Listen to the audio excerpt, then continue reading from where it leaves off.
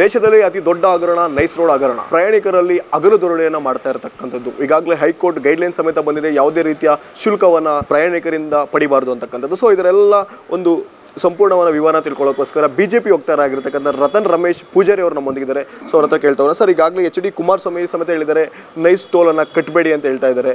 So ಅಲ್ಲಿ ಹೋಗಿ ಕಟ್ಟಿಲ್ಲ ಅಂತ ಹೇಳಿದಾಗ ಅವ್ರ ಮುಂದೆ FIR ಆಗ್ತಾ ಇರ್ತಕ್ಕಂಥದ್ದು, ಹಾಗೆ ಅಲ್ಲಿನ ಸಿಬ್ಬಂದಿಗಳು ಅವರ ಗೂಂಡಾಗಿರಿಯನ್ನು ನೋಡಿಸ್ತಾ ಇರ್ತಕ್ಕಂಥದ್ದು. ಸರ್ ಇದ್ರ ಬಗ್ಗೆ ಏನಾದರೂ ಹೇಳೋದಾದರೆ? ಕುಮಾರಸ್ವಾಮಿ ಅವರು ಮಾಡಿರುವಂಥ ಒಂದು ಆರೋಪ ಏನಿದೆ ಅದು ಭಾಳ ದೊಡ್ಡ ಮಟ್ಟದಲ್ಲಿ ಚರ್ಚೆ ಆಗಿದೆ. ಆನಂತರ ಕೋರ್ಟ್ ಆರ್ಡರ್ ಜುಲೈ 2026ರಲ್ಲಿ ಕೋರ್ಟು ಕೂಡ ಒಂದು ಆರ್ಡರ್ ಮಾಡಿ ಇದರ ಬಗ್ಗೆ ಒಂದು ವಿಸ್ತೃತವಾದಂಥ ತನಿಖೆ ಆಗಬೇಕು ಅನ್ನುವಂಥದ್ದನ್ನು ಕೂಡ ಕೋರ್ಟೇ ಹೇಳಿದೆ, ಕೋರ್ಟ್ ಡೈರೆಕ್ಟ್. ಆನಂತರ ಕೋರ್ಟು ಸ್ಟೇಟ್ ಗೌರ್ಮೆಂಟಿಗೆ ಇದರ ಒಂದು ಏನು ನೈಸ್ ಸುತ್ತ ಏನೇನು ಇದೆ ಅದರ ಬಗ್ಗೆ ಒಂದು ಏನು ತನಿಖೆ ಮಾಡಿ ಆನಂತರ ಅಲ್ಲಿನ ಟೋಲ್ ಬಗ್ಗೆ ರಿವ್ಯಾಂಪ್ ಮಾಡಿ ಅನ್ನುವಂಥದ್ದು ಒಂದು ಡೈರೆಕ್ಷನನ್ನು ಕೂಡ ಕೋರ್ಟ್ ಕೊಟ್ಟಿದೆ. ಅಲ್ಲಿ ದೊಡ್ಡ ಮಟ್ಟದ ಒಂದು ಆರೋಪ ಏನಿರುವಂಥದ್ದು ಅಂತ ಹೇಳಿದರೆ, ರೈತರ ಜಾಗವನ್ನು ರೋಡ್ ಕನ್ಸ್ಟ್ರಕ್ಷನ್ನಿಗೋಸ್ಕರ ಏನು ತೆಗೆದುಕೊಂಡಿದ್ದಾರೆ ಅವರಿಗೆ ಸರಿಯಾದ ಪರಿಹಾರ ಕೊಟ್ಟಿಲ್ಲ. ಆನಂತರ ಅವರಿಗೆ ಮನೆ ಕಟ್ಟಿಕೊಡ್ತೀನಿ ಅಂತ ಹೇಳಿದ್ದಾರೆ, ಅದನ್ನು ಕೊಟ್ಟಿಲ್ಲ. ಆನಂತರ ಟೋಲ್ ಕಲೆಕ್ಷನು ಕೂಡ ದೊಡ್ಡ ಮಟ್ಟದಲ್ಲಿ ಜಾಸ್ತಿ ಮಟ್ಟದಲ್ಲಿ ಬಳಸ್ತಾ ಇದ್ದಾರೆ.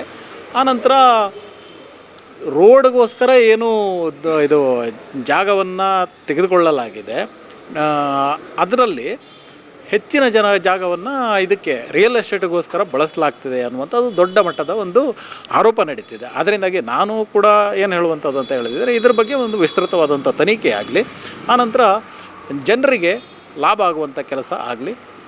ದೊಡ್ಡ ಇದು ಇವಾಗ ರಾಜ್ಯ ಸರ್ಕಾರದ ಕೂಡ ಅವರು ಸರಿಯಾಗಿ ರಿಯಾಕ್ಟ್ ಮಾಡಿಲ್ಲ. ರಾಜ್ಯ ಸರ್ಕಾರದವರು ಸತ್ಯಾಸತ್ಯತೆ ಏನಿದೆ ಅನ್ನುವಂಥದ್ದನ್ನು ರಾಜ್ಯ ಸರ್ಕಾರ ತನಿಖೆ ಮಾಡಿ ಕೋರ್ಟ್ ಡೈರೆಕ್ಷನ್ ಕೂಡ ಇದೆ. ಆನಂತರ ಕುಮಾರಸ್ವಾಮಿ ಅವರು ಕೂಡ ಅವರು ಹಿರಿಯರು, 2 ಬಾರಿ ಈ ರಾಜ್ಯದ ಚೀಫ್ ಮಿನಿಸ್ಟರ್ ಆದವರು, ಆನಂತರ ಇವಾಗ ಕೇಂದ್ರದ ಸಚಿವರಾಗಿರುವಂಥವ್ರು, ಅವರಿಗೂ ಕೂಡ ಒಂದಿಷ್ಟು ಮಾಹಿತಿ ಇರುತ್ತೆ. ಸುಮ್ಮನೆ ಬೇಕಾಬಿಟ್ಟು ಆರೋಪ ಮಾಡಲಿಕ್ಕಾಗಲ್ಲ. ಆದ್ದರಿಂದಾಗಿ ಅವರು ಮಾಡಿರುವಂಥ ಆರೋಪಗಳಿಗೂ ಕೂಡ ಸರಿಯಾದ ಉತ್ತರವನ್ನು ರಾಜ್ಯ ಸರ್ಕಾರ ಕೊಡುವಂಥ ಕೆಲಸ ಮಾಡಲಿ ಅನ್ನುವಂಥದ್ದು ನಮ್ಮ ಆಗ್ರಹ. ಸರ್ ಬೇಸಿಕಾಗಿ ನೋಡೋದಾದರೆ ಒಂದು ಟೋಲ್ ವಿಷಯಕ್ಕೆ ಸಂಬಂಧಪಟ್ಟಂತೆ, ಒಂದು ಟೋಲ್ ನಿರ್ಮಾಣ ಆಗ್ತಿದೆ ಅಂದರೆ ಸರ್ವಿಸ್ ರೋಡ್ ಇರಬೇಕಾಗ್ತದೆ, ಶೌಚಾಲಯಗಳಿರಬೇಕಾಗ್ತದೆ, ಮತ್ತು ಆಂಬುಲೆನ್ಸ್ ಎಲ್ಲ ಇರಬೇಕಾಗ್ತದೆ. ಆದರೆ ಇಲ್ಲಿ ಒಂದು ನೈಸ್ ವಿಚಾರಕ್ಕೆ ಬಂದಾಗ ಅಷ್ಟರ ಮಟ್ಟಿಗೆ ಆ ಒಂದು ಬೇಸಿಕ್ ಡೆವಲಪ್ಮೆಂಟ್ ಆಗಿಲ್ಲ ಸರ್.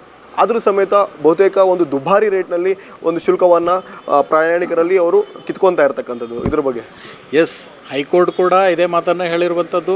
ಆನಂತರ ಕುಮಾರಸ್ವಾಮಿಯವರು ಕೂಡ ಇದೇ ಆರೋಪವನ್ನು ಮಾಡಿರುವಂಥದ್ದು. ಆನಂತರ ನಮ್ಮ BJPಯ ಬೇರೆ ಬೇರೆ ನಾಯಕರುಗಳು ಕೂಡ ಇದೇ ವಿಚಾರದಲ್ಲಿ ಆರೋಪವನ್ನು ಮಾಡಿದ್ದಾರೆ. ಇವಾಗ ಕೋರ್ಟು ರಾಜ್ಯ ಸರ್ಕಾರಕ್ಕೆ ಡೈರೆಕ್ಷನ್ ನೀಡಿರೋದ್ರಿಂದಾಗಿ ರಾಜ್ಯ ಸರ್ಕಾರ ಇದರ ಬಗ್ಗೆ ವಿಸ್ತೃತವಾದಂಥ ಒಂದು ತನಿಖೆಯನ್ನು ಮಾಡಿ ಏನು ಸತ್ಯಾಸತ್ಯತೆ ಇದೆ ಅನ್ನೋದನ್ನು ತಿಳಿದು ಆನಂತರ ಜನರಿಗೆ ಅನುಕೂಲವಾಗುವ ರೀತಿಯಲ್ಲಿ ಇದನ್ನು ಪರಿಹರಿಸುವಂಥ ಕೆಲಸವನ್ನು ರಾಜ್ಯ ಸರ್ಕಾರ ಮಾಡಬೇಕು. ರಾಜ್ಯ ಸರ್ಕಾರದ ಒಂದು ಮೇಲೆ ದೊಡ್ಡ ಒಂದು ಇದಿದೆ, ಏನಂತ ಹೇಳೋದಿದ್ರೆ ಒಂದು ಜವಾಬ್ದಾರಿ ಇದೆ. ಅದನ್ನು ರಾಜ್ಯ ಸರ್ಕಾರ ಸರಿಯಾಗಿ ನಿಭಾಯಿಸಲಿ ಅನ್ನುವಂಥದ್ದು ನಮ್ಮ ಒಂದು ಆಗ್ರಹ. ಸರ್ ಇಷ್ಟೆಲ್ಲ ಬೆಳವಣಿಗೆಗಳಾದರೂ ಸಮೇತ ರಾಜ್ಯ ಸರ್ಕಾರದಿಂದ ಯಾವುದೇ ಪ್ರತಿಕ್ರಿಯೆ ಬರ್ತಾ ಇಲ್ಲ ಸರ್. ಸೊ ಎಲ್ಲೋ ಒಂದು ಕಡೆ ನೋಡಿದ್ರೆ ಇವರು ಏನಾದರೂ ಶಾಮೀಲಾಗಿದ್ದಾರೆ ಅದರಲ್ಲಿ ಪ್ರಕರಣದಲ್ಲಿ ಅಂತ ಹೇಳೋದು. ನೋಡಿ, ರಾಜ್ಯ ಸರ್ಕಾರ ಯಾವತ್ತೂ ಕೂಡ ನೀವು 3-4 ವರ್ಷ ಆಗ್ತಾ ಬಂತು, ಇವಾಗ ಅವರು ಜಾಣ ನಿದ್ರೆಯಲ್ಲಿದ್ದಾರೆ. ನೀವು ಯಾವುದೇ ಕೇಳಿ ಅವರು ಉತ್ತರ ಕೊಡಲ್ಲ.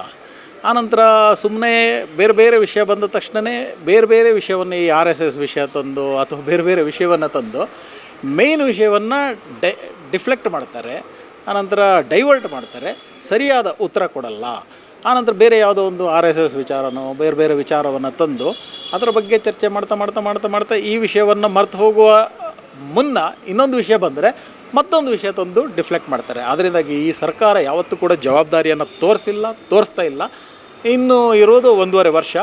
ಮೋಸ್ಟ್ಲಿ ಈ ರಾಜ್ಯದ ಜನ ಸಾಕಷ್ಟು ಬೇಸತ್ತು ಹೋಗಿದ್ದಾರೆ. ಇನ್ನು 1.5 ವರ್ಷ ಕಾಯಿರಿ, ಜವಾಬ್ದಾರಿಯುತವಾದಂಥ ಸರ್ಕಾರ ಬರುತ್ತೆ. ಜನರ ಎಲ್ಲ ಸಮಸ್ಯೆಗಳಿಗೆ ಉತ್ತರ ಕೊಡುವಂಥ ಕೆಲಸ ಆಗುತ್ತೆ ಕರ್ನಾಟಕದಲ್ಲಿ BJPಯ ಮೂಲಕ ಅಂತ ಹೇಳಲಿಕ್ಕೆ ಬಯಸ್ತೀನಿ. 1.5 ವರ್ಷ ಕಾಯಿರಿ, ಆ ಮುಂದಿನ 28ಕ್ಕೆ BJP ಸರ್ಕಾರ ರಚನೆ ಆಗುತ್ತೆ ಅಂತಕ್ಕಂಥದ್ದನ್ನ BJP ವಕ್ತಾರರಾಗಿರ್ತಕ್ಕಂಥ ರತನ್ ರಮೇಶ್ ಪೂಜಾರಿ ಅವರು ಹೇಳ್ತಾ ಇರ್ತಕ್ಕಂಥದ್ದು. ಕ್ಯಾಮ್ರಾ ಪರ್ಸನ್ ಅಭಿಲಾಷ್ ಜೊತೆ ಅನಿಲ್ ಎನ್, ಕರ್ನಾಟಕ ಟಿವಿ, ಬೆಂಗಳೂರು.